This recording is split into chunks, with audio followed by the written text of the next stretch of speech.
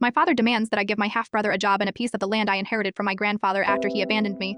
They tried to attack me, but they all ended up on the floor. My dad and his siblings hated my grandfather for good reasons. Growing up, their dad was an abusive alcoholic towards them and my grandmother. When she died, my dad and his siblings all left home when they turned 18 and never returned to set for my dad. None of them ever spoke to him again. My dad spoke to my grandfather twice after leaving home. I was 8 at my mom's funeral when I first met my grandfather. He approached me, kneeled on the ground in front of me, and introduced himself, asked how I was doing. But before I could say anything, my dad had pulled me away from him.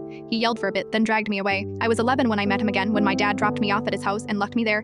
A few years later, I discovered it was because my dad's new wife didn't want me around. You might think my dad was a posse for doing that. I know I did, but it turned out to be the best thing he could have ever done for me, even if I hated him for it. My grandfather and I became very close. His alcohol-filled days were long behind him, and he taught me everything. He owned a lot of land. He taught me how to grow vegetables, farm, maintain the property, and look after the land, care for the animals, and hunt.